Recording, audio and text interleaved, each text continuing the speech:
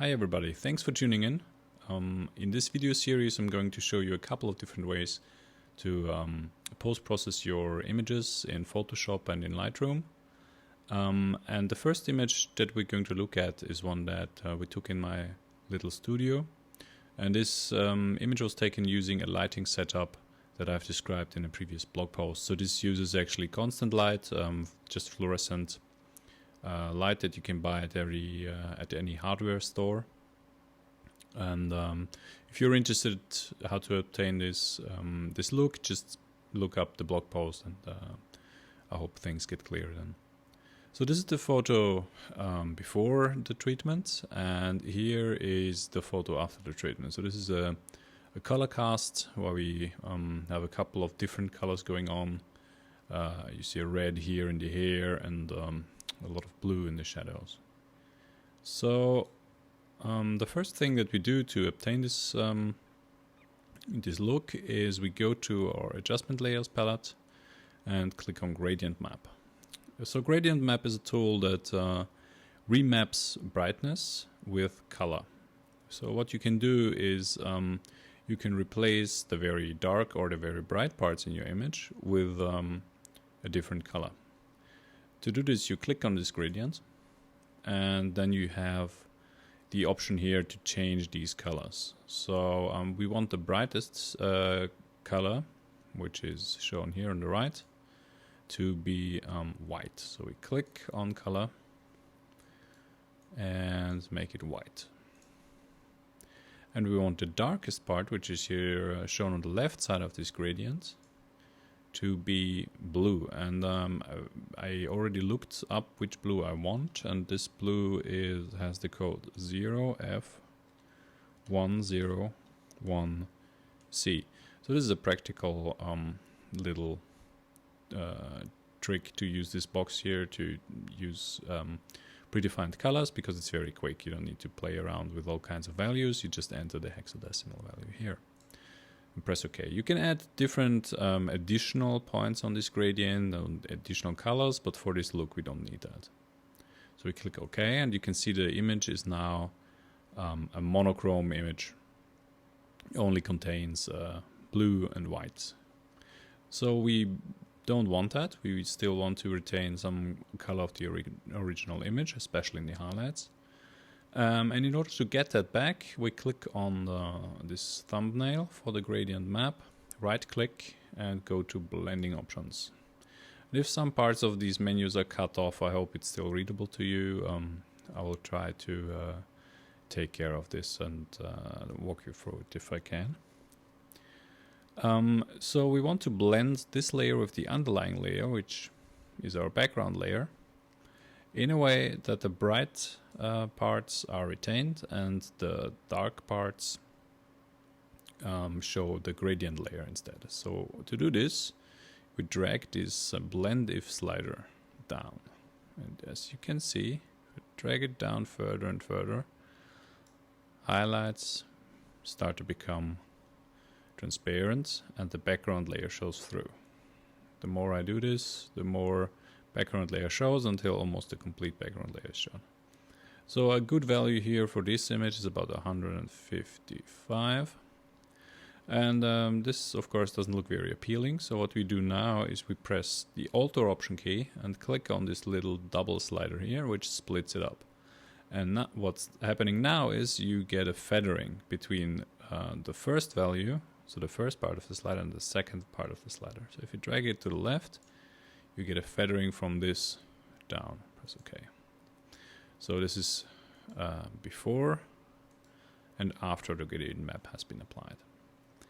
So now the next thing is we want to have this red color in the hair and the bluish color down below. And even though this is already a blue cast, we want it to be a bit stronger. So to do this, we choose the curves adjustment layer.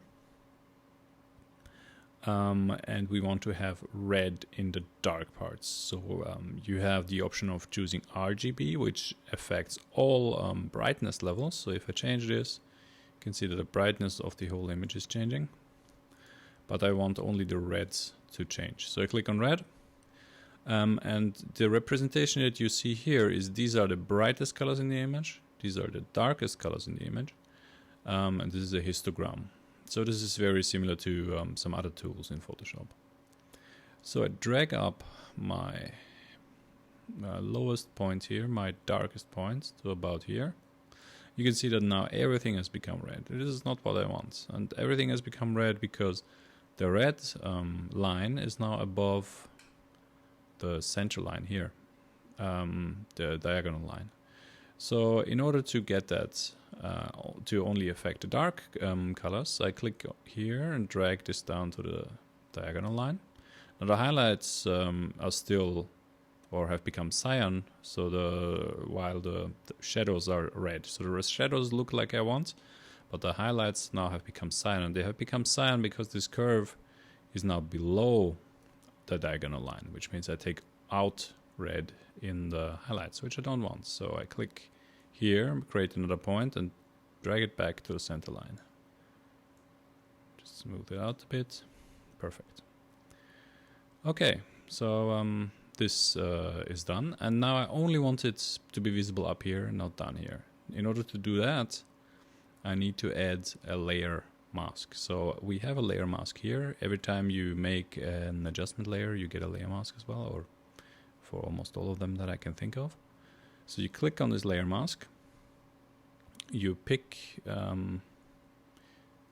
you invert the layer mask because we want to actually show up only here on the head area, but not down here. So right now nothing is affected by the layer mask because the layer mask is completely black. Pick a white color, click on gradient, gradient fill tool that is, and click on, make sure that the radial gradient is selected. And now we drag and release, and you can see that now we have here, you see the layer mask. So we have almost everything in the image is black, and there is a white part here, and this white part affects only this white part is the only part that is affected by the curves layer. In order to make this a bit stronger, we just click on the layer thumbnail again of this adjustment layer and drag it down to the new layer icon, which duplicates it. So you can also go to layer, duplicate layer. It's the same effect.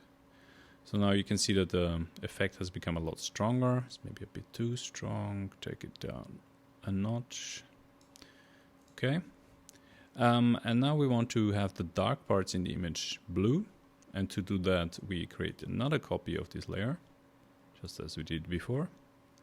But this time we're going to modify it. So first, we're going to invert this layer mask because we want to affect only what is outside, what is not affected by the red. So we click on this layer mask, choose invert. You see that this also became red because this layer, this curves layer is still showing some red increase. But we want to remove that, so we go to red, take all these points out by dragging them down. Dragging them down removes them. Then we go to blue, and we push blue up, just the same as we did with the red. Click here, push it back to the center line, otherwise you will have some yellow, because the opposite color of blue is yellow. Alright, we're almost done. So one thing that is still missing is we lost a lot of contrast by doing this. I'll show you this in a second. So I click on the first layer, I press shift, click on the last layer, and choose layers, group layers. So now I can show you the before and the after, and you see that we lost a lot of contrast doing this. So to get some of this contrast back, we make another curves layer. And this time we just use a little contrast boost. So what we do is we decrease the dark parts a bit, make the darks darker, make the brights brighter. And what that's doing is it's increasing contrast, as you can see here. So with this we are finished, and we can put this in our group. And then I can show you the before. anti-after.